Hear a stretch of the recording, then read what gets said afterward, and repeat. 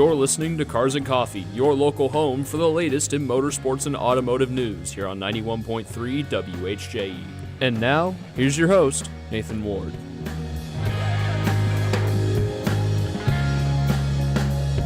Hello, and welcome to Cars and Coffee here on 91.3 WHJE. My name is Nathan Ward. We've got a couple things to talk about today. We've got some interesting F1 news involving a certain unfortunate Red Bull driver. And we're talking about some interestingly positive IndyCar news for the venue that we're going to this weekend. But before we get into any news, let's talk about how you can connect with us on social media. Of course, you can find us on Instagram at carsandcoffee_WHJE, and if you haven't followed the station already, you can follow them at WHJE_radio. You can find live show replays on YouTube at youtube.com/TWIRvids, and you can listen live anywhere live at WHJE.com. So, let's get into the news. This first segment is going to be about the Thermal Club. The Thermal Club is kind of an oddity on the IndyCar schedule. It was non-championship last year. They threw it onto the schedule in Texas's old time slot because Speedway Motorsports kicked us out of Texas at the last minute. The format last year was less than desirable. It was a $1 million challenge all-star type race. The track didn't produce great racing. There were actually some issues in the final section with cars getting airborne that apparently we did not know about. But there is a whole lot of optimism coming into this specific Thermal Club weekend compared to last year. Last year, we had lost an oval, and this track was an unknown quantity. And it still kind of is an unknown quantity. We've never seen a full field of Indy cars around here in a race package before. So the track decided they're going to sell 5,000 general admission tickets. Their target is, for its inaugural points-paying IndyCar race, is slowly but surely getting there, according to the track's GM, Nicholas Rhodes. The track has nearly sold out its VIP ticket packages, which are unfathomably expensive. Like, I didn't see a metric when writing my notes. Like, I was reading Racer.com about this article about the Thermal Club ticket sales, and they didn't say what the VIP packages were. And when I tried to Google it myself, I got blocked. So the general admission tickets, though, are something that I do know because it was in the Racer article. If you want to buy a general admission ticket for the Thermal Club weekend, which they're already getting short on, and you kind of have to be rich anyway, they're going north of $450. It's going to be a very small but very rich in-person audience at the track for what may be this track's only points-paying IndyCar race. Track management has made a couple of upgrades to the track for its first and only probably full-scale IndyCar weekend. They have extended the backstretch grandstands that only supported a few hundred people last year because they didn't really open this event to the public at all last year. It was kind of a made-for-TV thing. They have the expanded crowd of roughly 5,000 people, so they've stretched out the backstretch grandstand from turn 6 to 7. Honestly, I'm looking forward to this race because Fox is stepping up after its slight broadcast blunders in St. Petersburg. They've had some teething issues for sure. That's definitely well known. They did something really great this past week. They dropped the cartoons. You know how Fox, for its NFL, college basketball, even its NASCAR broadcast, have these like superhero graphics for these drivers that show them like insanely ripped. They got rid of them. They're just using photos now for IndyCar, which is great because as someone who's not a fan of quote-unquote AI art, the AI filtered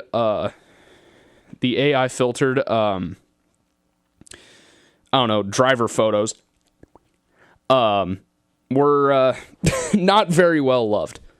So we're getting rid of those. Fox is definitely making some tracking improvements for the little pointers that track the cars. But Thermal, I think, is hitting goals for what is probably going to be its only IndyCar event. I hope that Thermal gets to host spring training still, because Thermal's still a kind of it's a once a season track where you've got a country club that lines up houses right on the track, and that's great. So I don't know. I'm looking forward to Thermal. That's pretty much it for this. I really don't have anything major to talk about, but I'm going to have to take a break from this show a little bit. So we have news to be delivered here on 91.3 WHJE. We will be back here on Cars and Coffee, and up next is going to be our main block talking about Liam Lawson's recent struggles at the Red Bull Big Shot F1 team. You are listening to Cars and Coffee here on 91.3 WHJE. Here's The Chain by Fleetwood Mac.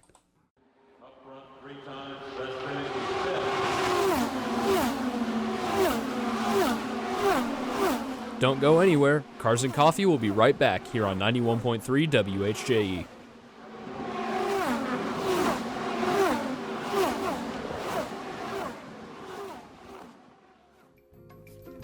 Hi.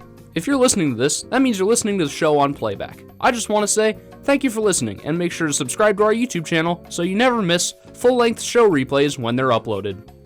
If you're listening on playback on the radio, go to youtube.com/TWIRvids. If you're listening to the video on YouTube, just click the button below. Thank you so much, and let's get back to the show.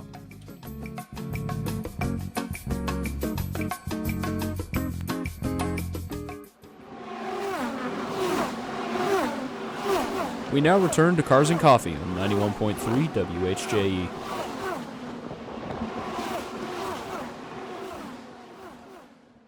Hello and welcome back to Cars and Coffee here on 91.3 WHJE. My name is Nathan Ward. We are back after a brief interruption for today's news, and I have brought in Chloe Spencer, who is basically our unofficial F1 correspondent now. Yes, I have the experience to lack of experience. My high bit of experience out here. Big F1 fan. I've been a fan for like 2+ years now. Started in the 2023 season, so got a good class of rookies. Yeah, we do have a good class of rookies, especially considering that we got a quarter of the field's rookies. Yeah. So, especially considering Actually, like 2022 no, we had 0 rookies. A little more than a quarter, because you got Fernando Alonso, yeah. Yeah, Fernando's eternally young. So Forever young. So something kind of alarmed me when I woke up this morning. We had sprint qualifying at Shanghai in the ungodly hour of 4 a.m, or something like that. And when we all woke up here in America, we were greeted with the fact that Liam Lawson in the second Red Bull car was dead last. Who would have thought? It's the second Red Bull car. So this wasn't a Checo problem. Yeah, I don't believe it's Checo. I mean, you look at the Red Bull history behind him. We got who was before Checo? I know Albon was in there. It was Albon, and then it was Ricardo. It was Gasly, because Gasly and Albon switched mid-season. So he said he crashed in SQ1. Apparently, I haven't seen the video because it was like 2 a.m. and I haven't bothered to look it up. He was 0.8 seconds behind Verstappen, who qualified second, and he was a whopping 1.5 seconds behind Hamilton.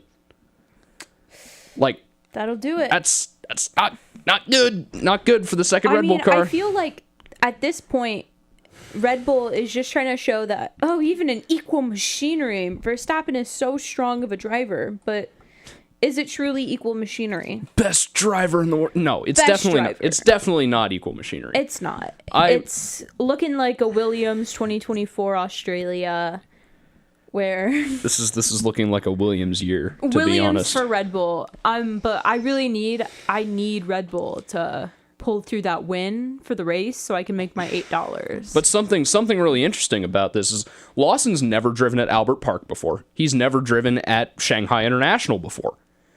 It makes sense. Next race is 2 weeks from now. Yeah, 2 I think weeks. In Suzuka. Liam's been to Suzuka Great before. track. Now, if he doesn't do anything notable at Suzuka, I think there's a problem. Yeah. There might be now that both. Newey's gone, the RB21 might be a pile of flaming garbage. Yeah.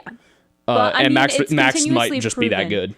That Verstappen can drive it, but I do think this upcoming week, maybe, we will see a distinct change that Verstappen that Lawson really is not able to keep up to the pace. But I don't think it's necessarily him. I believe it's all these external factors. It's the immense pressure he's under. It's kind of looking in a sense of the same thing that has happened to Logan Sargent, Nick DeVries. Nick DeVries is another victim of the meat grinder of the Red Bull Academy. So funny. If you watch the trailer for the new F1 movie, you can see Nick DeVries in the back because that's how long they've been doing it. That's how long they've been. Oh my word! I didn't realize that. Yep. So fun fact. Fun fact. Very fun fact. But with Lawson's potential continuing skill issues, other than this car might just be built for Max, which is probably highly likely. Yeah, it's highly likely that the car is just built for Max and that they don't care about the second car. Because they don't really have a shot at the constructors anyway. Yeah, he's Red not Bull's anymore. not going to make it. I really do believe the McLaren's too consistent. We're looking at a McLaren constructor again. I think it's going to be McLaren, Ferrari, then Red Bull.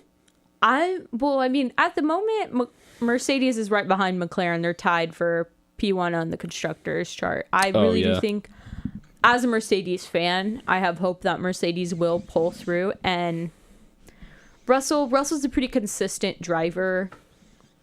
He doesn't have some ups and downs, and Antonelli, even in his first race in an F1 car, he's proven himself to be able to climb and be able to meet the challenges. So I really like Kimi. It's just a shame he's not a Ferrari driver just because he's Italian. Like, put the Italians You are Italian. You belong in the red car. Bad for him. You belong in the red car. But anyway, you've got people like Yuki Tsunoda and Isaac Hadjar who cried his way out of Australia last week. That made me sad. You've got Tsunoda and Hadjar possibly waiting for that seat. I know Tsunoda is because he's been passed up for that seat like twice. I'm sorry, but Tsunoda deserved that seat. I think it definitely would have been better to elevate Tsunoda instead of Lawson. Give Lawson a year. Lawson never had a whole season in F1 either. He's not a rookie, but he's not a rookie. Yeah, give Lawson a season at the team formerly known as Minardi. AlphaTauri, Miss AlphaTauri, Toro Rosso. Yeah, I end up calling it either Toro Rosso or Minardi for all you old people that still remember Minardi. But yeah, Liam's got to step it up. Liam's got to step it up somewhere. Like 15th in a Red Bull car is not gonna do well. And qualifying dead last. I know it's a sprint. Yeah, I know it's a sprint, and but maybe he doesn't want to risk it for the race. Maybe he doesn't. Maybe he's on damage control. But we also have to look at last year at China. Red Bull got a P1 and 3. Yeah, I think we'll have a better gauge of Lawson's place at the team after Japan. Yes.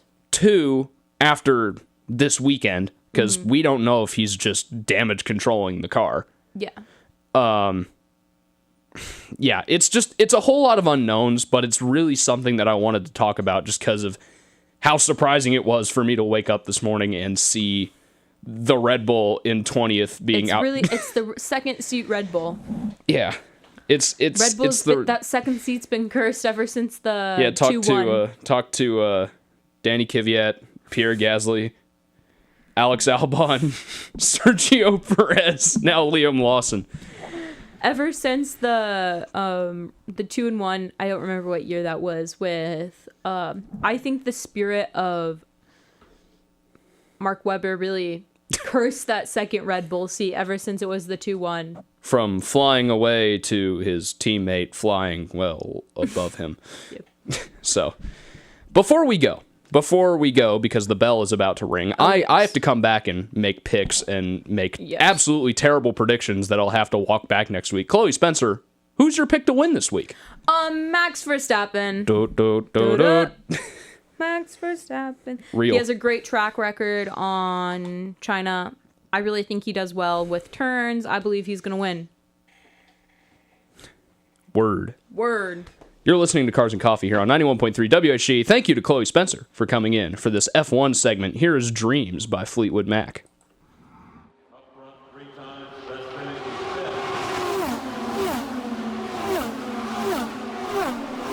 Don't go anywhere. Cars and Coffee will be right back here on 91.3 WHJE.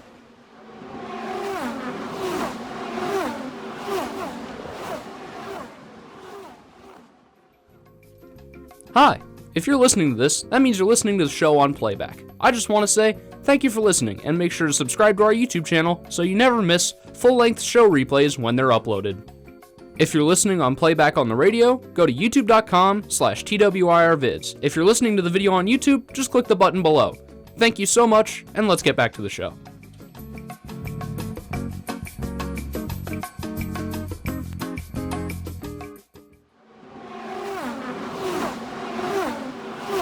We now return to Cars and Coffee on 91.3 WHJE.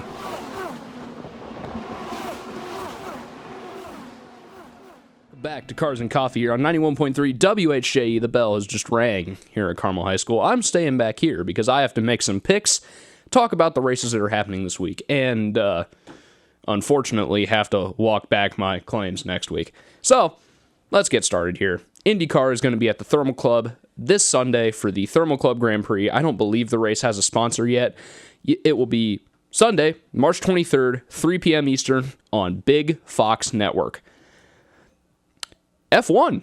We were just talking to Chloe Spencer about the F1 race coming up in Shanghai, the Chinese Grand Prix. That is Saturday. You're going to have to wake up bright and early again to catch this one. 3 a.m. You can find it on ESPN.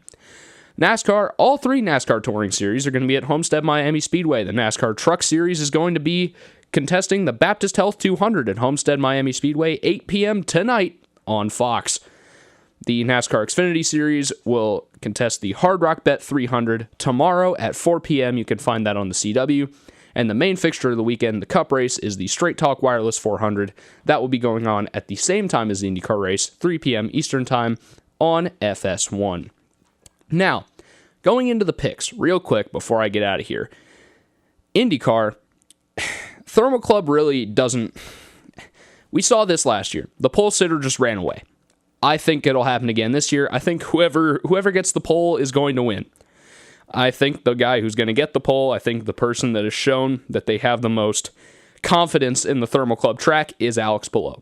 I think Alex Palou is going to make it 2 in a row to start the season and win at the Thermal Club this Sunday. F1, Lewis Hamilton has really come out of nowhere. This career revitalization by moving from Mercedes to Ferrari has kind of worked. In all seriousness, I think Lewis Hamilton is going to win the sprint tonight, or tomorrow morning, and is also going to win the main event on Sunday morning at 3 a.m. on ESPN. I'm not waking up for that. I'm sorry. My truck pick. I think ThorSport has had it dialed in at Homestead over the last couple years. I think Ty Majeski's going to walk away with the win here in the Truck Series tonight. The Xfinity race, Kyle Larson's going to be in the number 17 part-time Hendrick Motorsports car.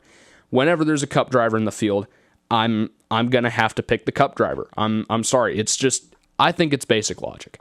I know I'm not always right, but I think picking the Cup driver is a pretty safe way to go. So Kyle Larson, I think, will win the Xfinity race, and I think he'll win it by quite a bit over, maybe he'll have some competition from somebody like Austin Hill. But my Cup pick is going to be last year's Homestead winner. Back in November, I think Tyler Reddick is going to win for 2311 Racing, Denny Hamlin, and Michael Jordan. Thank you for listening to Cars and Coffee. That will be it for today's show. My name is Nathan Ward. You are listening to 91.3 WHJE. Here's My Name is Mud by Primus.